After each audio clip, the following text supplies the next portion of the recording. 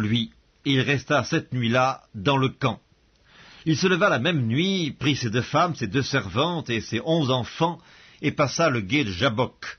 Il les prit, leur fit passer le torrent, et le fit passer à tout ce qui lui appartenait. Jacob demeura seul. Alors un homme lutta avec lui jusqu'au lever de l'aurore.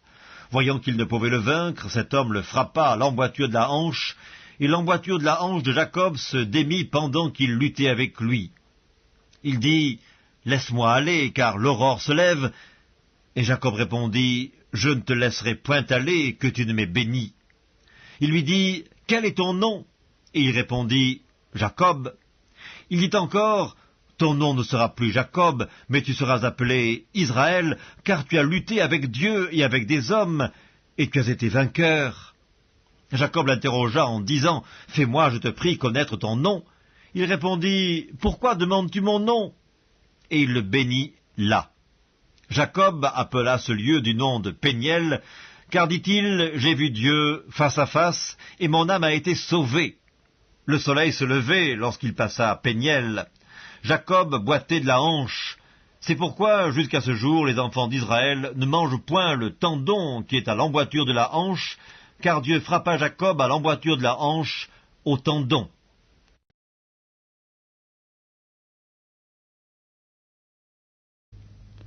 Alors il fallait qu'il traverse la Samarie. Il arriva donc dans une ville de Samarie, nommée Sychar, près du champ que Jacob avait donné à Joseph, son fils. Là se trouvait le puits de Jacob. Jésus, fatigué du voyage, était assis au bord du puits. C'était environ la 6e heure. Une femme de Samarie vint puiser de l'eau. Jésus lui dit, « Donne-moi à boire. » Car ses disciples étaient allés à la ville pour acheter des vivres. La femme samaritaine lui dit, « Comment, toi, qui es juif, me demandes-tu à boire, à moi qui suis une Samaritaine ?» Les Juifs, en effet, n'ont pas de relation avec les Samaritains. Jésus lui répondit, « Si tu connaissais le don de Dieu, qui est celui qui te dit « Donne-moi à boire », c'est toi qui lui aurais demandé à boire, et il t'aurait donné de l'eau vive. »« Seigneur, lui dit-elle, tu n'as rien pour puiser, et le puits est profond. D'où aurais-tu donc cette eau vive? Es-tu plus grand que notre père Jacob, qui nous a donné ce puits, et qui en a bu lui-même, ainsi que ses fils et ses troupeaux ?» Jésus lui répondit, « Quiconque boit de cette eau aura encore soif. Mais celui qui boira de l'eau que je lui donnerai n'aura jamais soif. Et l'eau que je lui donnerai deviendra en lui une source d'eau qui jaillira jusque dans la vie éternelle. » La femme lui dit, « Seigneur, donne-moi de cette eau, afin que je n'ai plus soif et que je ne vienne plus puiser ici. » « Va, lui dit-il, appelle ton mari et reviens ici. » La femme répondit, « Je n'ai pas de mari. » Jésus lui dit, « Tu as bien fait de dire « Je n'ai pas de mari », car tu as eu 5 maris, et celui que tu as maintenant n'est pas ton mari. »« En cela tu as du vrai, Seigneur, » lui dit la femme, « je vois que tu es prophète. Nos pères ont adoré sur cette montagne, et vous dites, vous, que l'endroit où il faut adorer est à Jérusalem. Femme, lui dit Jésus, crois-moi, l'heure vient où ce ne sera ni sur cette montagne, ni à Jérusalem que vous adorerez le Père. Vous adorez ce que vous ne connaissez pas. Nous, nous adorons ce que nous connaissons, car le salut vient des Juifs. Mais l'heure vient, et c'est maintenant, où les vrais adorateurs adoreront le Père en esprit et en vérité. Car ce sont de tels adorateurs que le Père recherche.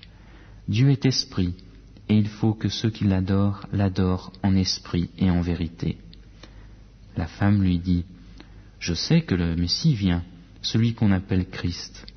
Quand il sera venu, il nous annoncera tout. » Jésus lui dit, « Je le suis, moi qui te parle. » Nous croisons chaque jour beaucoup de personnes. La rencontre peut être anonyme, anodine, fugace, comme elle peut être convenue, préparée, utilitaire. Elle peut être aussi marquante, révélatrice. Ce peut être un coup de foudre, amoureux ou amical, ou encore spirituel. C'est de cette rencontre révélatrice que je voudrais parler aujourd'hui.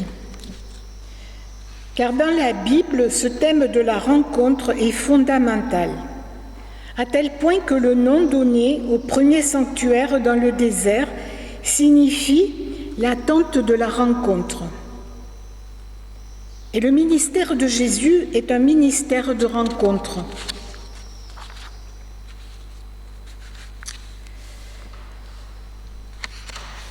Alors, dans les textes que nous avons lus, il y a toujours un lieu, un temps pour des rencontres exceptionnelles.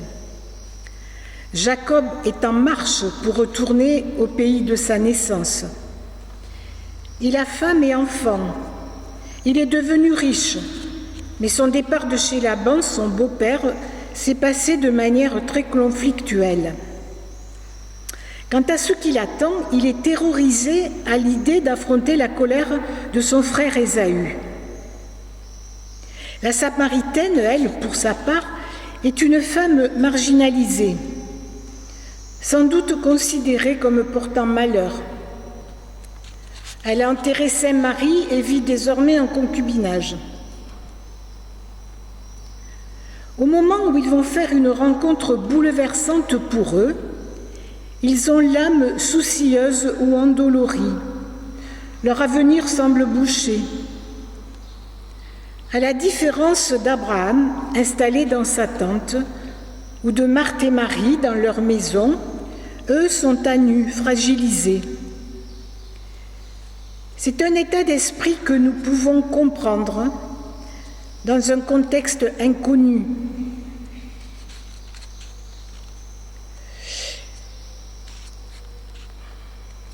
Comme quand nous sommes perdus, sans notre milieu, nos habitudes, on peut se sentir démunis face à la nouveauté d'une situation et de personnes inconnues sans avoir pu totalement s'y préparer.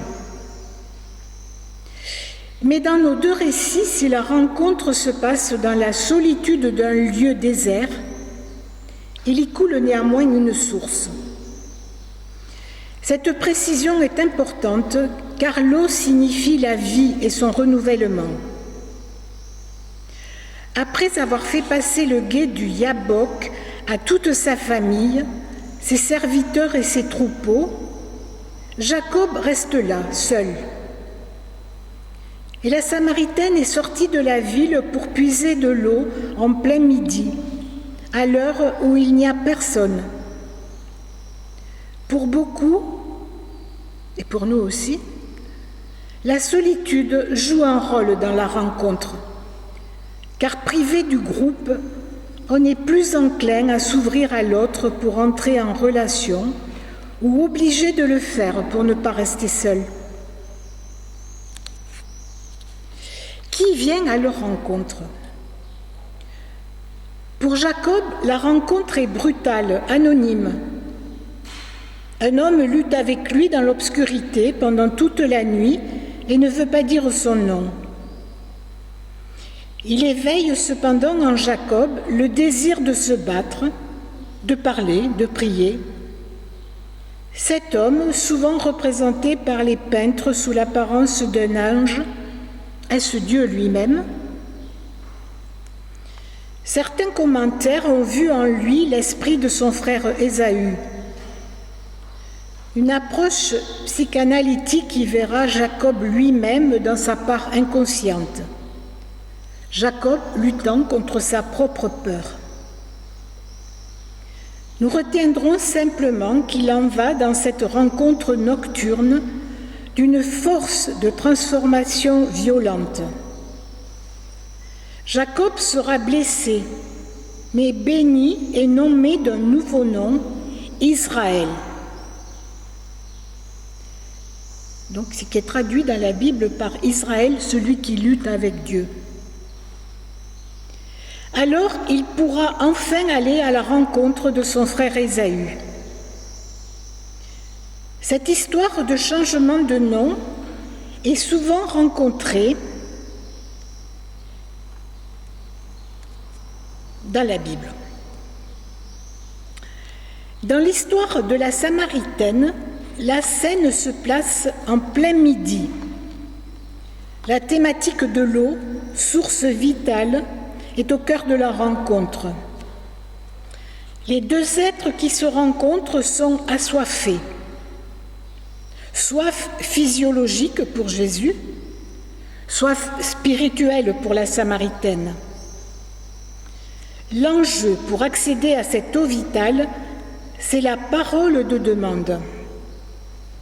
Jésus se fait pédagogue par l'exemple en demandant à boire. Alors la Samaritaine entre en parole, elle s'exprime, questionne, découvre qui est Jésus, devient témoin central pour les autres.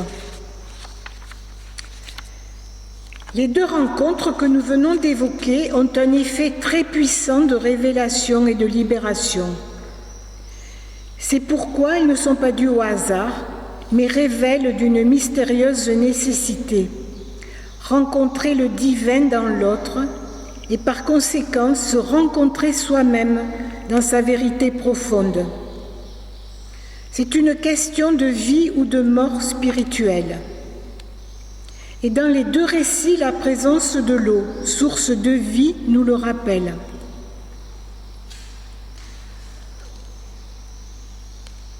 Nous sommes parfois témoins des bouleversements vécus à travers certaines rencontres. Et on entend dire souvent, ou nous disons, « Rien n'est plus comme avant, cette rencontre m'a transformé ». La première question que nous pose toute rencontre, c'est celle de notre relation à nous-mêmes, au monde et à Dieu, à condition que nous n'en restions pas au seul niveau des conventions sociales, professionnelles, religieuses, politiques. À travers toutes ces rencontres, Jésus nous invite à de vraies rencontres dans notre humanité commune, car nous partageons tous la ressemblance et la filiation divine. Alors nous devons nous interroger, nous contentons-nous du masque, du personnage, du rôle, de la fonction, de l'étiquette qui nous cache l'autre et nous cache à son regard? Ou bien acceptons-nous le vis-à-vis, l'échange des regards, puis des paroles en vérité? La question qui vaut pour chacun de nous vaut également pour nos communautés.